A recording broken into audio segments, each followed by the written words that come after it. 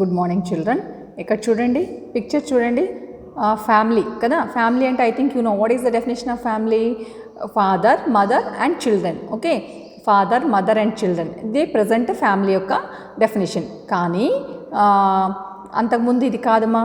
Family అంటే grandparents, uncle, aunt, parents and children కదా. మరి రెండు ఫ్యామిలీసే. What is the difference? అక్కడ పిక్చర్ చూడండి. ఒక ఫ్యామిలీలో ఓన్లీ ఫాదర్, మదర్, చిల్డ్రన్ చూస్తున్నారు. అది న్యూక్లియర్ ఫ్యామిలీ అంటే స్మాల్ ఫ్యామిలీ అనమాట. ఇంకో పిక్చర్ చూడండి. అక్కడ గ్రాండ్ పేరెంట్స్, అంకుల్స్, ఆంట్స్, వాళ్ళ చిల్డ్రన్, అలాగే ఫాదర్, మదర్, చిల్డ్రన్ ఇంతమంది ఉన్నారు కదా. దీన్ని జాయింట్ ఫ్యామిలీ అంటారు. ఓకే, నౌ ఒకప్పుడు జాయింట్ ఫ్యామిలీస్ చాలా ఉన్నాయమ్మా, ఇప్పుడు చాలా ఎక్కువ we find only nuclear families. What is the reason అంటే the way of leading the life has changed కదా. అప్పట్లో వే ఆఫ్ లీడింగ్ లైఫ్ ఒకలాగా ఉండింది, ఇప్పుడు చేంజ్ అయింది. ఎర్నింగ్ ద మనీ, లేదా because of work or because of education, because of job, ఈ విధంగా జాయింట్ ఫ్యామిలీస్ అనేవి పోయి మామూలు న్యూక్లియర్ ఫ్యామిలీస్ అనేవి ఏర్పడడం జరిగింది. ఓకే, ఫ్యామిలీ అనేది ఎంత ఇంపార్టెంట్, ఫ్యామిలీ రిలేషన్స్ ఎంత ఇంపార్టెంట్ అని తెలిపేదే మన first lesson, the టాటర్డ్ blanket. Now let us come to our lesson, the టాటర్డ్ blanket. ఈ టాటర్డ్ బ్లాంకెట్ అనే లెసన్ని రాసిన ఆథర్ ఎవరు అంటే మనకి కమలా దాస్మా. ఓకే, కమలా దాస్ గారు 1932 నుంచి 2009 డ్యూరేషన్ అంటే 1932లో తను బోర్న్ అయ్యారు, చనిపోవడం 2009లో జరిగింది. ఓకే, తను ఒక ఫేమస్ మలయాళం పోయెట్ బాలామణి అమ్మ అండ్ విఎం నాయర్ వాళ్ళ డాటర్. వాళ్ళిద్దరు కూడా పోయెట్స్ ఏమా. Okay, and then she is internationally known. అంటే నాట్ ఓన్లీ ఇండియన్ పోయిట్, ఇంటర్నేషనల్గా కూడా తెలుసు తను, ఎందుకంటే తను short story writer, novelist. Okay, and she kept her efforts both in English and Malayalam. తను రాసిన రచనలు మలయాళం తన లాంగ్వేజ్లో రాసింది, అలాగే ఇంగ్లీష్లో కూడా రాశారనమాట. ఓకే, తనకి మెనీ అవార్డ్స్ వచ్చాయమ్మా తన లిటరరీ వర్క్కి, తన రైటింగ్స్కి. Okay, some of them are తనకు వచ్చిన అవార్డ్స్ ఏమిటి అంటే ఏషియన్ పోయిట్రీ ప్రైజ్ అని, నెక్స్ట్ కెంట్ అవార్డ్ అని, అలాగే ఏషియన్ వరల్డ్ ప్రైజ్ అని, ఇండియాలో సాహిత్య అకాడమీ అవార్డ్ అని, అండ్ వాయలార్ రామ వర్మ సాహిత్య అవార్డు. ఈ విధంగా చాలా అవార్డ్స్ వచ్చాయి. అయితే ఇప్పుడు మనకి ఇచ్చిన లెసన్ ద టాటర్డ్ బ్లాంకెట్ కూడా it was written by Kamala Das. Okay, తను దీన్ని మలయాళంలో రాశారమ్మా, కానీ దీన్ని మనకి ఇంగ్లీష్లోకి కేఎం షరీఫ్ అని అతను ట్రాన్స్లేట్ చేశారు. అతను ఇంగ్లీష్లోకి ట్రాన్స్లేట్ చేయడం జరిగింది. Okay, now let us start our lesson, the టాటర్డ్ blanket. Okay, blanket I think you know the meaning of blanket. Blanket అంటే అందరికీ తెలుసు కదా ఏంటి. It is a cloth use to cover our body either from cold or hot. Okay, మన బాడీని మనము protect చేసుకోవడానికి cold నుంచి కానీ హాట్ నుంచి కానీ మనం బ్లాంకెట్ అనేది యూజ్ చేస్తాం. ఇక టాటర్డ్ అంటే టాన్ అంటే చిరిగిపోయిన, అంటే ఒక చిరిగిపోయిన బ్లాంకెట్ ఏ విధంగా పనికిరాదో అలాగే ఫ్యామిలీ రిలేషన్స్లో కూడా మధ్యలో ఫ్యామిలీ రిలేషన్స్ అంటే ఫ్యామిలీలో ఉండే మెంబర్స్ మధ్యలో ఉండే రిలేషన్ కూడా స్ట్రాంగ్గా ఉండాలమ్మా. అలా కాకుండా అలా టాన్ అయిందంటే, బ్రేక్ అయిందంటే అది ఆ ఫ్యామిలీ ఎందుకు పనికిరాదు. Okay, so now let us start our lesson. When he arrived unexpectedly at his home in countryside in his office car and got down at the gate, his mother, who was lying in an armchair on the veranda, made a futile attempt to get up. Kamala, there is somebody at the gate, she said. Somebody in a car. Kamala, her eldest daughter, a widow who was huddled up on the tinna on the veranda, her head and ears covered with a thin bath towel, got up reluctantly, walked slowly to the gate, and screwing up her eyes, peered into the darkness. See here what happened. Somebody arrived unexpectedly అంటే without previous planning, ముందు ఏం చెప్పకుండా చేయకుండా అన్ఎక్స్పెక్టెడ్గా ఒకతను తన ఇంటికి రావడం జరిగింది. ఎక్కడ ఇంటికి? కంట్రీ సైడ్ అంటే విలేజ్లో ఉన్న తన ఇంటికి ఆఫీస్ కార్లో వచ్చాడు. Okay, and he got down at the gate. Okay, gate ముందర దిగాడు. ఓకే, ఇక్కడ యాక్చువల్లీ ఏమైంది అంటే అతను అతను ఆఫీస్ వర్క్ పైన వచ్చి ఆఫీస్ వర్క్ కంప్లీట్ చేసుకొని అక్కడే పక్కనే ఉన్న తన విలేజ్లో ఉన్న ఇంటికి రావడం జరిగింది.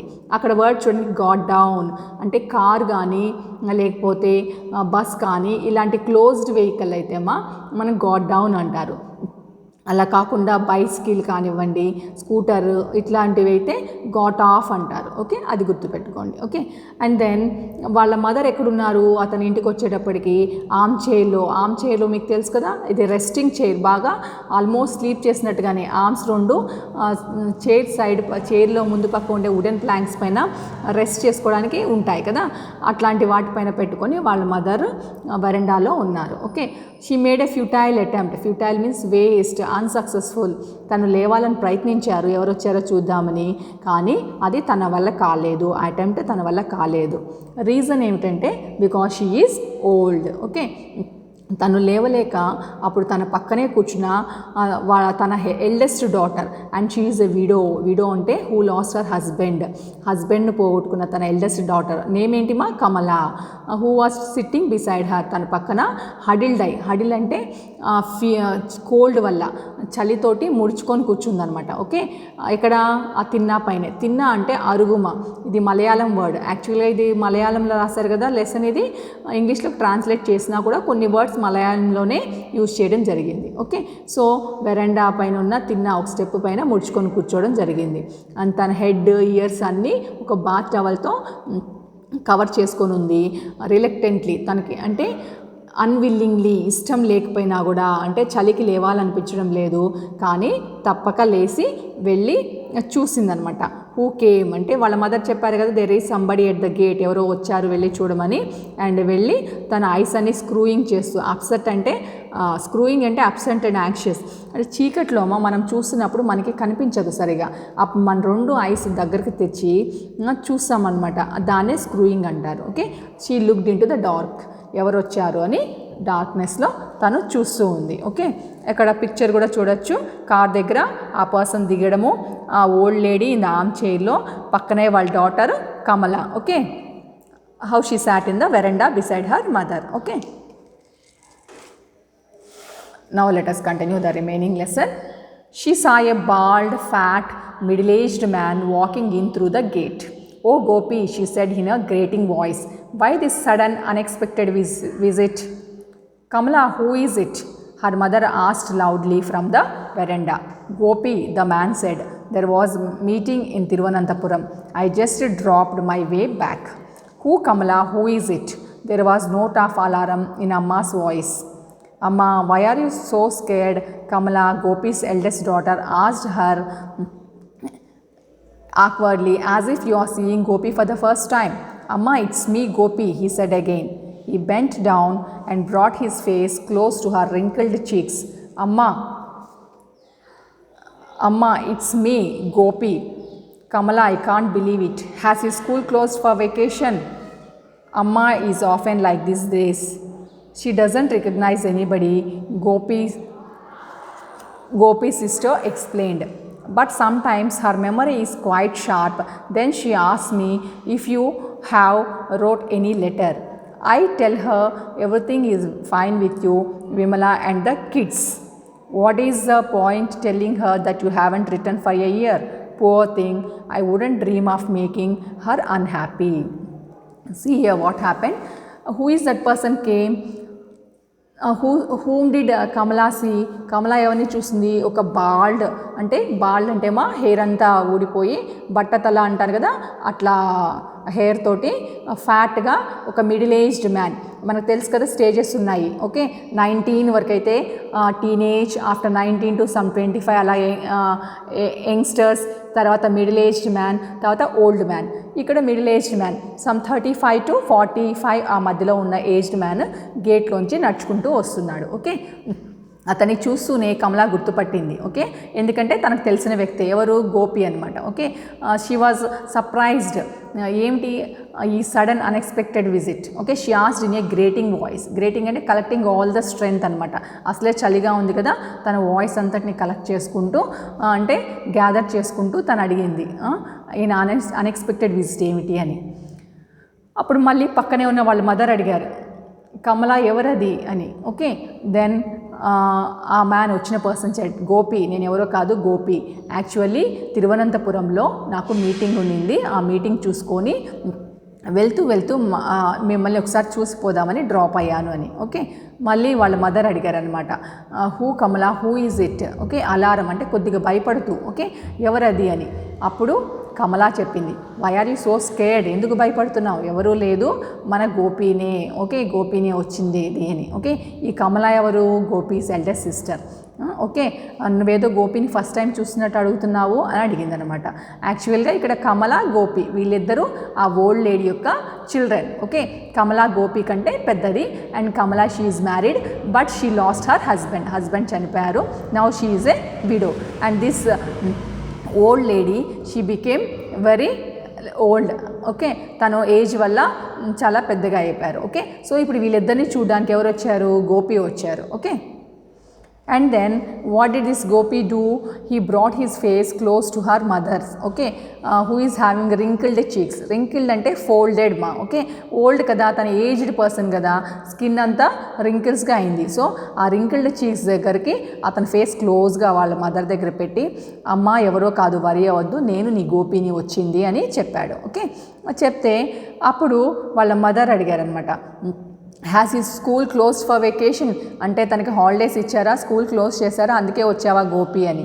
అంటే ఇక్కడ మీకు అప్పుడే ఈ సెంటెన్స్ని బట్టే మీకు అర్థమవుతోంది మదర్ కండిషన్ సరిగా లేదు, తన మెమరీ సరిగా లేదు అని. ఓకే, అప్పుడు కమలా చెప్తోంది, అమ్మ ఈ మధ్య ఈ విధంగానే ఉంటుంది, ఎవరిని ఐడెంటిఫై చేయడం లేదు, రికగ్నైజ్ చేయడం లేదు. ఓకే, కానీ అప్పుడప్పుడు తన మెమరీ షార్ప్గా బాగా ఉంటుంది. ఆ టైంలో తను అడుగుతుంది, ఓకే, గోపి ఏమన్నా లెటర్ రాశాడా అని. ఓకే, నేను అప్పుడు ఏం చెప్తాను అంటే, everything is fine with you. Gopi letter రాశాడు, గోపి బాగున్నాడు, విమల అంటే అతని వైఫ్, గోపి వైఫ్ విమల అనమాట. ఓకే, అండ్ విమల పిల్లలు కూడా బాగున్నారు అని. కానీ నువ్వు 1 year నుంచి లెటర్ రాయలేదు అని నాకు తెలుసు, కానీ అది చెప్పడం వల్ల యూజ్ ఏమిటి? లెట్ హర్ బీ హ్యాపీ అని చెప్పేసి నువ్వు రాసావు అని చెప్పేసి, మీరంతా బాగున్నారు అని చెప్పేసి కన్వే చేస్తున్నాను అని చెప్పేసి Kamala told to Gopi. Okay, I got a promotion last year. After that I am always on my toes, and there are quite often I don't get any time to write letters. Why don't you ask Vimla to write, or doesn't she get any time? 2. What are you mumbling over there? Amma said loudly. I heard somebody coming in a car. Who is it? I told you it is Gopi. It's Gopi. But Gopi is in Delhi, isn't he? Yes, Amma, it's me. I have come from Delhi. Who did Gopi marry? Amma said, suddenly lowering her voice. I mean, what is his wife's name? Don't say you have forgotten her name too. Don't you remember Vimala? District Collector Nambiar's eldest daughter, Gopi's sister said. Oh, I forgot the name. Was there a letter from Gopi today? There was. He writes every day. ఇక్కడ చూడండి, ఇక్కడ Gopi answer చేస్తున్నాడు, నేను letter రాయలేదు అంటే నాకు last year promotion వచ్చింది, అప్పటి నుంచి ఐఎమ్ ఆన్ టోస్ అంటే వెరీ బిజీ. ఇదొక ఇడియమ్మ, నేను వెరీ బిజీ, చాలా బిజీగా ఉన్నాను, నాకు ఈవెన్ లెటర్స్ రాయడానికి టైం దొరకడం లేదు అని. అప్పుడు విమల అని కమలా చెప్పింది అనమాట, ఓకే నీకు టైం దొరకడం లేదు, నీ వైఫ్ విమల ఉంది కదా, తనైనా రాయొచ్చు కదా, తనకు కూడా బిజీనా, తనకు కూడా టైం దొరకడం లేదా అని. అప్పుడు పక్కన వాళ్ళ మదర్ అడుగుతున్నారు, మీ ఇద్దరు నాకు వినపడకుండా మంబ్లింగ్ అంటే అన్క్లియర్గా వినపడనట్టుగా ఏం మాట్లాడుకుంటున్నారు?